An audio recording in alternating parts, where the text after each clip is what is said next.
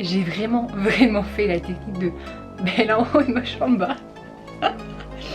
Regardez, j'ai même les chaussons de Noël avec les chaussettes Hello Kitty. Voilà, c'est les dessous de YouTube.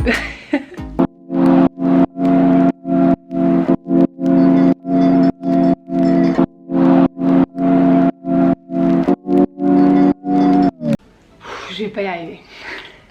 Si vous cherchez un job qui est sans engagement, qui rapporte de la thune, où vous travaillez quand vous voulez, je crois que vous êtes au bon endroit. J'ai un des jobs étudiants les moins connus, je suis hôtesse. Alors hôtesse c'est quoi? En fait c'est tout simple, ça va être une entreprise qui va avoir des besoins ponctuels, que ce soit pour un événement ou pour autre, et elle va rechercher des personnes. Je vais directement vous donner des exemples de ce que j'ai déjà fait, comme ça vous permettra de comprendre vraiment ce qu'est le métier d'hôtesse. Parce que oui, en fait, il y a énormément... hôtesse c'est vraiment général, mais il y a vraiment tellement de missions différentes que vous pouvez faire. Alors, on va commencer tout de suite les exemples. Par exemple, j'ai pu faire de l'accueil d'une assemblée générale. J'ai fait de l'animation de soirées événements pour une marque d'alcool. J'ai fait une animation d'un jeu concours pour un concert. J'ai fait des visites mystères. Bien sûr, j'ai fait le traditionnel distribution de flyers dans la rue. J'ai aussi fait quoi d'autre? Ah si, j'ai encore pu faire de l'embasement pour un jeu concours dans un centre commercial. Donc ça c'est tout ce que j'ai fait pour vous cerner un peu ce qu'est être hôtesse pour des événements. Mais il y en a tellement plein d'autres en fait. Ça c'est ce que j'ai pu faire à Limoges. Mais que vous soyez dans plein d'autres villes, ça peut être tellement d'autres choses.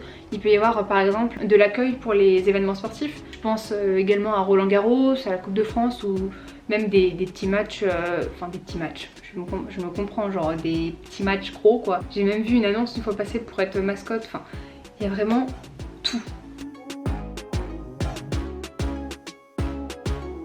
Donc du coup le gros avantage d'être hôtesse, c'est qu'en fait vous ne signez pas de CDI. Puisque c'est des besoins ponctuels, donc vous êtes sous CDD, vous ne travaillez que quand vous le pouvez. Et voilà, tu signes un CDD, tu fais ta mission, basta. Donc du coup, ce qui est vraiment bien, c'est qu'on n'a pas d'obligation sur la durée. Tu peux travailler un week-end dans le mois, comme tu peux travailler genre une fois tous les 3 mois, comme tu peux essayer d'avoir des missions pour chaque semaine, etc. Et puis du coup, forcément, ce qui est cool, c'est que vous pouvez choisir vos missions. Donc vous travaillez vraiment juste sur les missions qui vous intéressent, sur les dates sur lesquelles vous êtes disponible, etc. Bien sûr, du coup, l'inconvénient c'est que on n'a pas la sûreté de l'emploi puisqu'on n'est pas en CDI, donc c'est un peu... on prend par-ci par-là les contrats, et surtout quand est-ce qu'il y en a, ça veut rien dire. Et surtout quand il y en a, voilà. Puisque forcément, il y a des périodes de l'année où il va y avoir plus de missions disponibles. Par exemple, je pense à Noël, c'est là où il va y avoir des événements, il va y avoir des ventes, il va falloir un renfort sur des ventes ou des choses comme ça. Donc c'est à ces moments-là qu'on va rencontrer le plus d'émissions. Et bien sûr, les aléas de la vie comme le Covid font que qui dit pas d'événement dit pas de mission. Donc c'est vrai que c'est assez embarrassant de ce côté-là, mais bon, c'est pas une chose qu'on retrouve que dans ce métier-là. Donc c'est un job étudiant qui est vraiment cool si vous avez envie de travailler ponctuellement, et surtout si vous savez par exemple qu'il y a des périodes dans l'année où vous allez plus pouvoir travailler que d'autres, périodes où vous allez pouvoir travailler, d'autres quand vous serez en partiel ou en stage ou quoi que ce soit où vous ne pourrez plus travailler. C'est vraiment assez intéressant. Par contre voilà, c'est qu'au niveau du salaire, du coup, vous pouvez pas vous faire des prévisions. Vous pouvez pas vous dire le mois prochain je me ferai 200 € donc c'est bon. Non, parce que souvent l'émission c'est un peu pas du dernier moment, mais ça va être 2 semaines avant ou des choses comme ça. Et donc on peut pas vraiment savoir à l'avance combien on va pouvoir se faire par mois. En parlant du salaire, du coup, pourquoi je fais ça avec mes mains?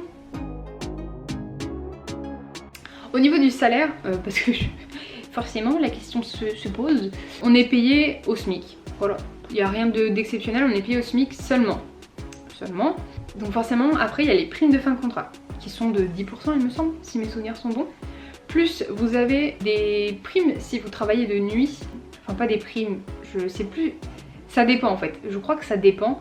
Des fois c'est sous forme de prime, des fois c'est sous forme de majoration horaire si vous travaillez la nuit. Et en plus de ça, voilà. Et le dernier point, c'est que vous avez des paniers repas. Donc ça vous fait 7-8 € en plus sur le contrat. Sachant que souvent, quand vous faites une mission pour une journée, c'est 7 heures. Vous comptez, ça fait 70 brut, donc calcul, 70 brut, donc on est à 60 € net, un peu moins de 60 € net, je me comprends, plus les 10%, donc on rajoute 6 €, ça fait 66, plus, c'est vraiment très approximatif, plus le panier repas, ça fait, on va dire 7, on va prendre la moyenne basse du coup, 7, donc ça fait 66 plus 7, 73. Ça fait 73 €, donc 73 € pour une journée, voilà. Donc par exemple vous avez travaillé un samedi, ça vous fait 73 € pour la semaine et c'est toujours cool. Après bien sûr il y a toujours des exceptions, c'est quasiment tout le temps le SMIC, mais vous allez avoir peut-être des missions qui vont être plus pénibles ou quoi que ce soit, où ils vont faire un effort sur le salaire et vous allez être payé un petit peu plus, hein. N'en demandons pas trop non plus, vous allez être un peu plus payé à l'heure. Alors là vous me dites, merci Emma, t'es gentille, maintenant on sait ce que c'est hôtesse. Mais comment on fait? J'arrive. Alors, tout simplement, vous allez venir avec moi. Alors, on va aller au bureau. On va aller plutôt bon. Par contre, j'ai fait un trépied, mais de la dèche. Hein. Vraiment le trépied de la dèche. Hein. Du coup, on est bon. Je vais le faire avec vous. Il faut savoir dans un premier temps qu'il y a un site de référence en fait pour les hôtesses. Donc c'est le site Hôtesse Connexion. On va se rendre dessus. Voilà, donc je suis déjà connectée dessus. Je vais rentrer mon département puisque comme ça va me permettre de voir si jamais il y a des besoins, si j'écrivais mieux c'était bien, s'il y a des besoins autour de moi, parce que si je mets directement ma ville, il peut y avoir une mission qui est à 5 km et ce serait bête de la rater. C'est la Emma du montage qui parle puisque l'enregistrement que j'ai fait était beaucoup trop long où je vous expliquais le fonctionnement du site. Ça durait 10 minutes et c'était impossible à garder. Donc du coup, je vais reprendre la main. Ce que je vous montrais, c'est que quand vous êtes sur l'annonce, vous avez toutes les infos. Vous avez le poste, l'émission, les qualités attendues. Ensuite, en descendant, vous retrouvez le lieu, la date et les heures pour lesquelles la mission aura lieu. Plus bas enfin, vous avez le type de contrat, la rémunération et les primes et les avantages que vous offre le contrat. Ce que j'ai oublié de dire tout à l'heure, c'est que des fois, vous aurez des formations pour certaines missions. Les formations se passent à distance et sont payées. Donc c'est vraiment un gros plus quand on a des formations puisque ça fait toujours de l'argent en plus. Et ensuite, du coup, si vous êtes intéressé par le poste, vous avez juste à appuyer sur postuler. L'avantage avec cette plateforme, c'est qu'en fait, vous avez déjà votre profil qui est créé et qui est normalement rempli entièrement. Et vous avez juste à appuyer sur le bouton postuler et toutes les infos seront directement envoyées à l'agence. Et après, il n'y a vraiment plus qu'à attendre que l'agence, elle vous contacte. Je vais quand même pas vous laisser là-dessus, je vais vous donner mes petits conseils qui ont été plutôt utiles puisque j'ai réussi à décrocher pas mal de missions. Le plus important, dites-vous, ici ça va être de se démarquer. Donc ici, encore une fois, je reprends la main. Pour remplir votre profil, je vous conseille vraiment de remplir toutes les informations. Donc dans cette première section, remplissez tout. Vous n'êtes pas forcé de remplir l'IBAN et le numéro de sécurité sociale, mais sachez que ça ne craint rien, ça permet juste aux agences de faire vos contrats de travail plus rapidement. Ensuite, pour les photos, je vous conseille d'en mettre plusieurs.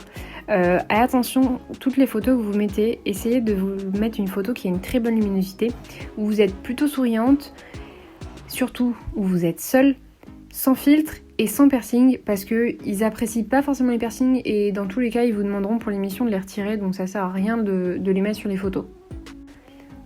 Vous avez également du coup l'onglet compétences et CV. Là, ça va également être des parties à remplir à fond, même si ça vous prend vachement de temps.